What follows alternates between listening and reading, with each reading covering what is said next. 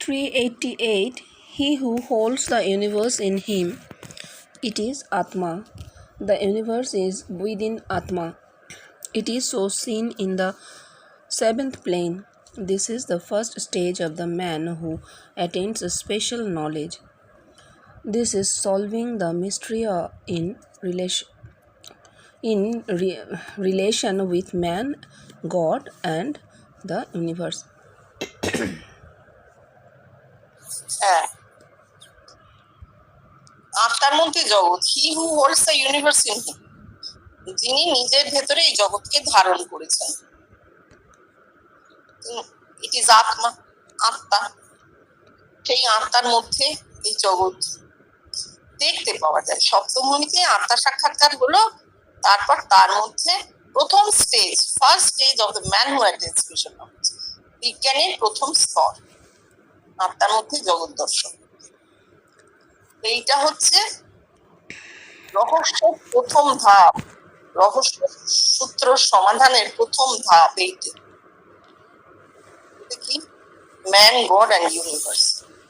একজন মানুষ, বিশ্বব্রহ্মাণ্ড এবং ঈশ্বর, এই সম্বন্ধীয় যে রহস্য, তার প্রথম স্তর হচ্ছে এই মানুষটার মধ্যেই আত্মা, গড, এবং সেই আত্মার মধ্যেই বৃহৎ জগৎ, ইউনিভার্স, তিনে মিলে এক। 389. The lion, the creation of divine, the carrier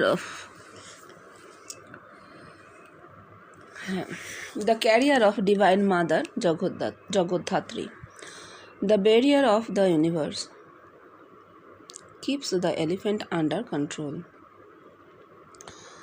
Lion represents self-exertion. Elephant represents mind. Mind is like a mad elephant. To control a mad elephant is very difficult. It is so with mind. So mind is compared with a mad elephant. Here it is spoken about attaining of God by self-exertion, Vividisha. Mind is to be controlled by self-exertion, then there will be manifestation of God in the body.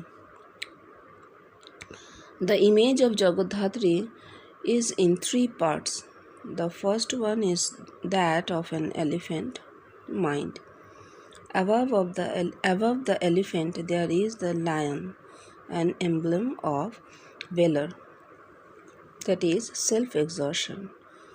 Above lion there is the image of Divine Mother holding the universe in her.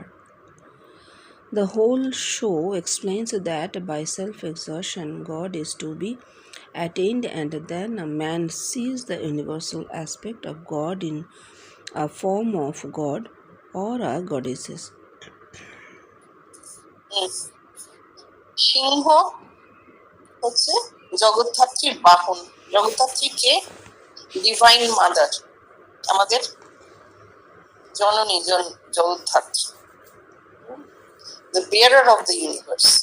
Jagaddhatri কথার অর্থ যিনি জগৎকে ধারণ করেছেন।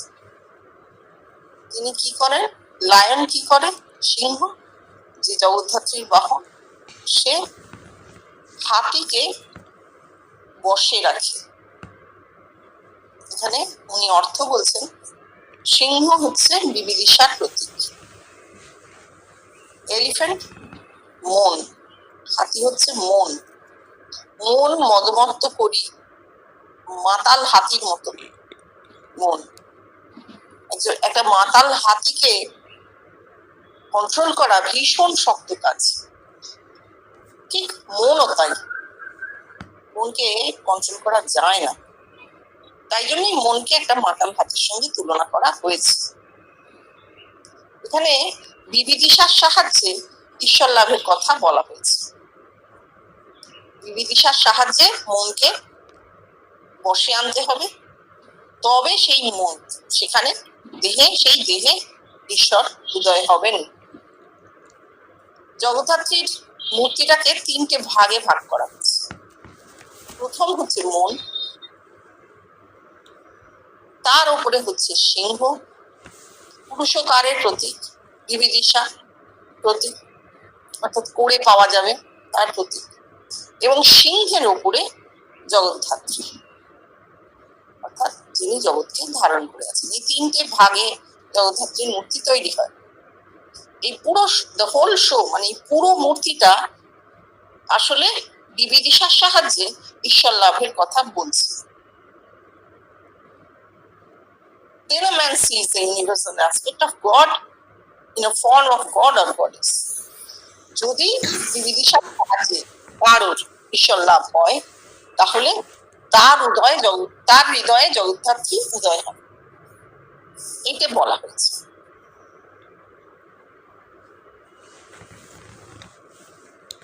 390. Why does the Divine Mother Shama have a black complexion?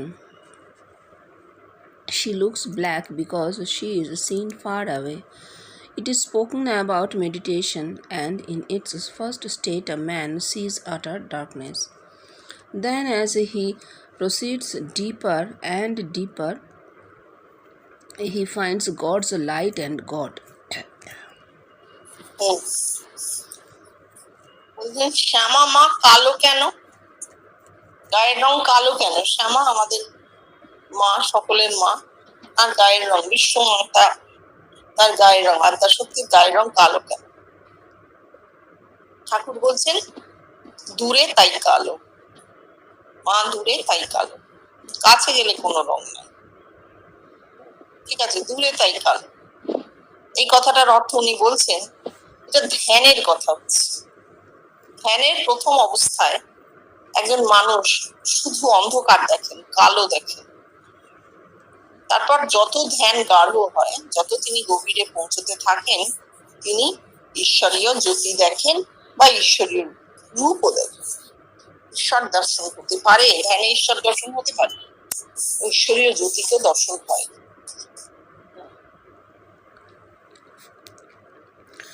391. Go near her and no color will be found. It is spoken about the absolute when there is no ego consciousness. হ্যাঁ, কাছে যাও, কোনো রং নাই, ঠাকুর বলছেন। উনি বলছেন এটা নির্গুণের কথা। রং নাই মানে গুণ নাই, কথাগুলো এইভাবে একটু বলে নেওয়া ভালো। রং নাই মানে গুণ নাই। রং তো সত্য রজ তম, তিনটে গুণের তিনটে রং না, সাদা লাল কালো।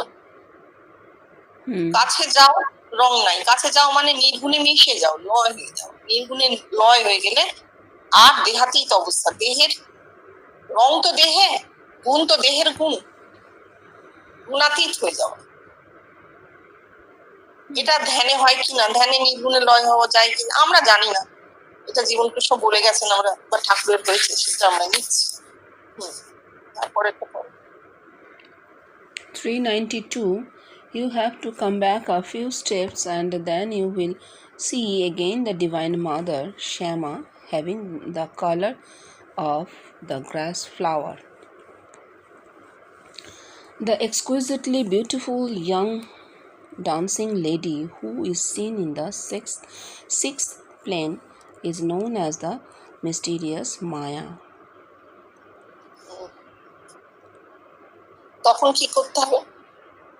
আবার পিছিয়ে যাও, যদি আবার শ্যামাকে দেখবে, নীল রঙের নীল মূর্তি শ্যামাকে দেখতে পাবে। পিছিয়ে গেলে আবার যেমন আমার শ্যামা মা ঘাস ফুলের রং দেখতে পাবে। ঠাকুরের কথা উনি বলছেন রহস্যময় মায়া মূর্তি ষষ্ঠ ভূমিতে দেখতে পাওয়া যায়। ভীষণ সুন্দর, ভীষণ সুন্দর নৃত্যরতা মায়া মূর্তি, রহস্যময় ষষ্ঠ ভূমির দর্শন।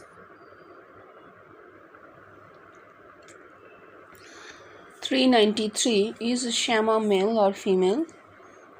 Atma is one. There is no distinction of gender in Atma or God. বলছেন শ্যামা মেয়ে না পুরুষ? পুরুষ না মেয়ে? আত্মা এক, আত্মার কোনো লিঙ্গভেদ নেই। আত্মার তো লিঙ্গভেদ থাকে না, দেহের লিঙ্গ হয়, আত্মার লিঙ্গ হয় না, আত্মার লিঙ্গভেদ নেই। 394. I am not yet able to find out whether Shama is male or female. Male and female, they have got one and the same Atma in them. So, inwardly, there is no difference. Yes, there is but one Atma. But go ahead and then you will find there is a tiny touch of ego consciousness in the form Ya. বলছেন শ্যামা পুরুষ না মেয়ে আমি জানি না। বলছেন এই যে বলছেন male and female they have got one and the same আত্মা ইন দেম। নারী ও পুরুষ প্রত্যেকেই সেই আত্মাকে ধারণ করে রয়েছে, আত্মা তাকে ধারণ করেছে। দেহটা নারীর হোক বা পুরুষের হোক, মানুষ মাত্রই আত্মা তাকে বহন করছে।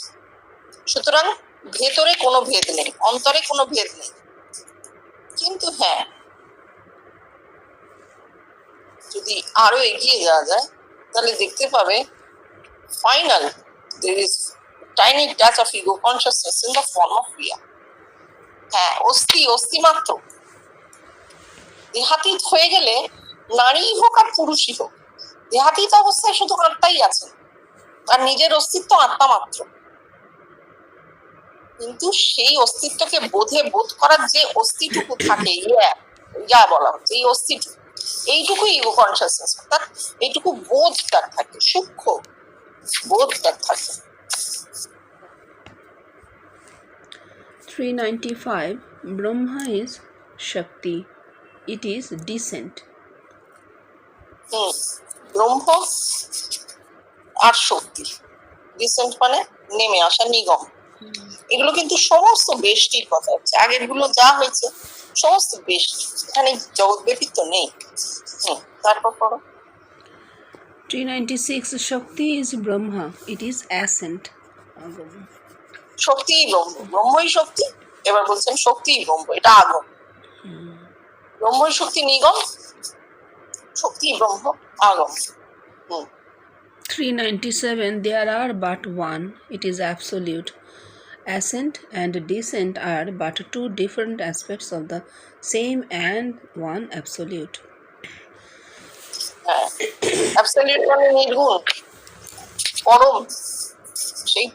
সেই পরমেরই দুটি প্রকাশ, একটি আগমে একটি নিগমে। আদতে সেই একেরই প্রকাশ। 398. Ever blissful God Sachidanandamoy and ever blissful sportive forms of God Sachidanandamoyi are but two aspects of one and the same absolute. Ascent with all its sportive forms of God is blissful. It terminates in absolute. Then descent comes and every state of it is full of bliss. God is ever blissful at every condition and realizations in the body. It is called from absolute to his sportive forms and from sportive forms to absolute. Nitya to Lila and Lila to Nitya. Its bliss is enjoyed only by avatars and none else. আমার দৃষ্টি তবু বলা যাক, বলছেন এবার blissful god মানে সচ্চিদানন্দময়। দেহটা সচ্চিদানন্দময়, আর সেখানে সচ্চিদানন্দময়ীকে স্পোর্টিভ ফর্মস অফ গড, লীলা, দেহে ঈশ্বরীয় লীলার প্রকাশ করছে সচ্চিদানন্দময়ী। এক ঈশ্বরের দুটি প্রকাশ, দুটি ভিন্ন ভিন্ন ম্যানিফেস্টেশন, দুটি ভিন্ন ভিন্ন প্রকাশ। The ascent with all its sportive forms of God is blissful. Ascent মানে আগম। আগমে দেহের মধ্যে নানাবিধ ঈশ্বরীয় অনুভূতির প্রকাশ ঘটে এবং সেই সমস্ত অনুভূতিগুলোই প্রচন্ড আনন্দ দেয়। যার দেহে হয় তিনি ভীষণ আনন্দে মগ্ন হয়ে যান, ভুলে যান এমন মায়াময় জগৎ, সব ভুলে যান, জগৎ ভুল হয়ে যায়। ঠাকুর বলছেন জগৎ ভুল হয়ে যায়। এত যে প্রিয় দেহ, দেহ ভুল হয়ে যায়। কেন? এই আনন্দের। এবং ধীরে ধীরে ভুল হতে হতে কি হয়? আগমের শেষ অবস্থা নির্গুণে লয় হয়ে যাবে। তারপর নির্গুণ থেকে লয় যোগের পরে ধীরে ধীরে নিগম। Every state of it is full of bliss. নিগমে যখন নামে, একমাত্র অবতার তার দেহেতেই নিগমে অবতরণ ঘটে, আর কোথাও দেহে অবতরণ ঘটে না। অবতারের দেহ ছাড়া আর কোথাও দেহে অবতরণ ঘটে না। এবং দেহে অবতরণ ঘটলে অবতারের যে কি ভীষণ আনন্দ তাকে মুখে বোঝানো যাবে না। প্রতিটি অবস্থায় অত্যন্ত আনন্দদায়ক, ব্রহ্মানন্দ। সচ্চিদানন্দময়ী, দেহটা সচ্চিদানন্দময়ী হয়ে যায়। এইটা বলছেন যে it is called from absolute to his sportive forms. নিত্য থেকে লীলা, নিত্য ব্রহ্ম, সেখান থেকে লীলায় দেহে নানা রকম অনুভূতির প্রকাশ। আবার এই লীলা থেকে লয় হয়ে যাচ্ছেন অবতার, সমাধি হয়ে যাচ্ছে। কোথায় যাচ্ছেন? নিত্যে ফিরে যাচ্ছেন। যখন দেহে নামছেন, নিত্য থেকে লীলা, দেহে নামছেন, দেহে নানা রকম ঈশ্বরীয় অনুভূতির প্রকাশ ঘটছে, ভীষণ আনন্দ। আবার সেই আনন্দ থেকেই সমাধিতে চলে যাচ্ছেন, নিত্য এই লীলা থেকে নিত্যে লয় হয়ে যাচ্ছে।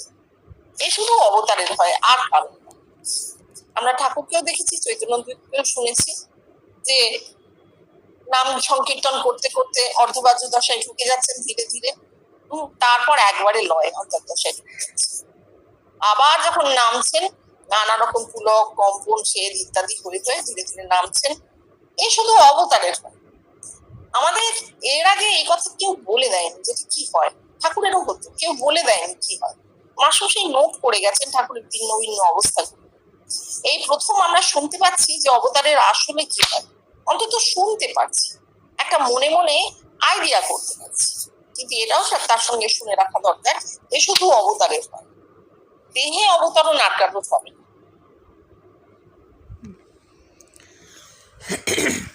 399 in conjunction with Atma, Purusha and Atma, the human body, Parikshit performs all her activities of creation, preparation and destruction.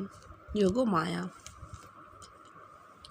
This is God's sport in the human body and it is ascent. Creation means birth of Atma as seen in the seventh plane, that is, life power is transformed into Atma. Preservation is that when Atma holds the universe within him.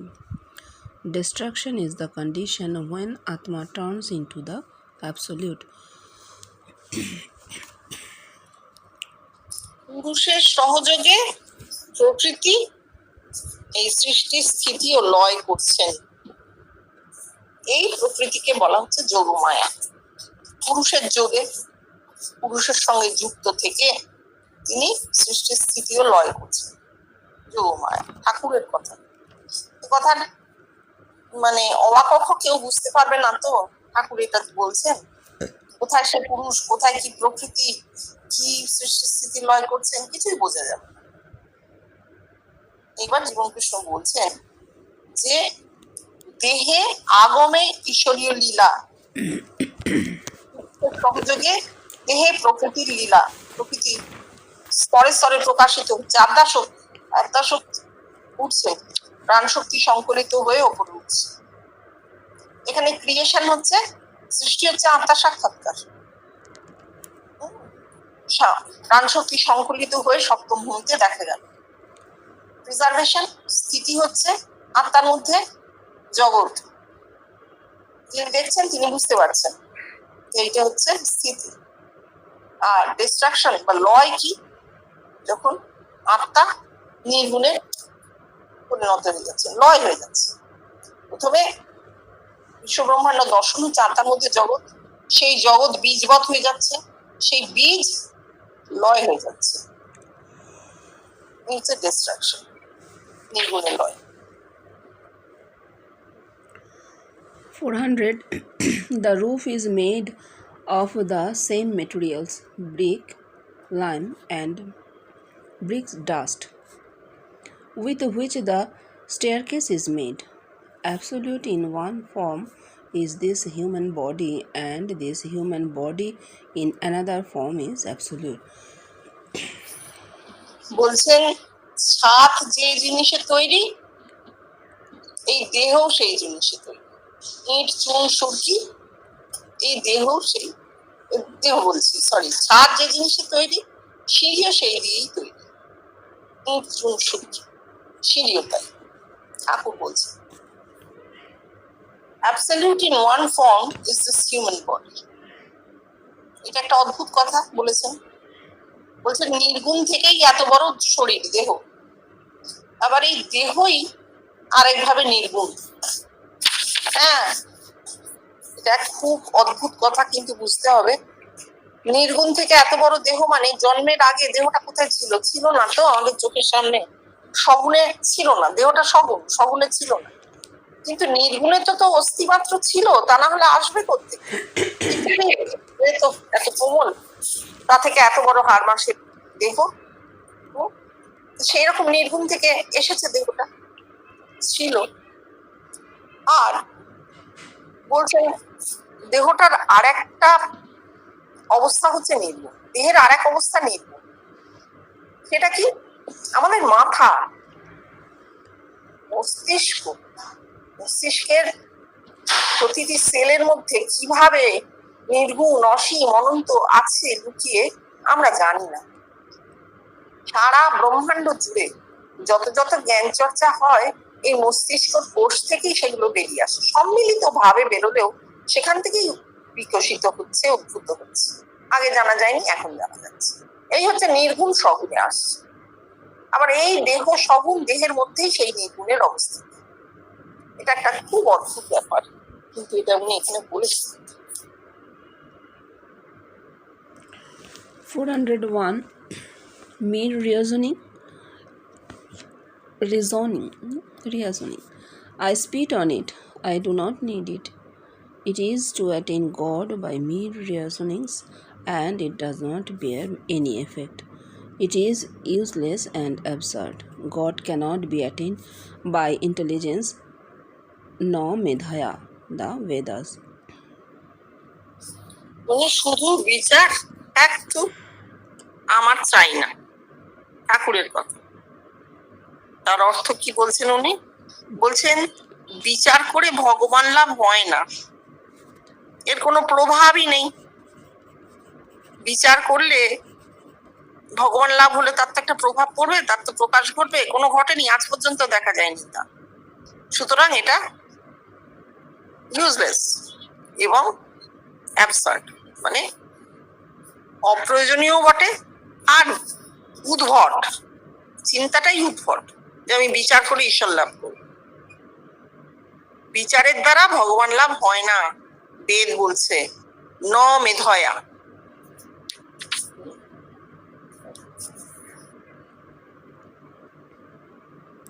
402 Thou art I, and I am thou. It is to be identical with God when God is with attributes.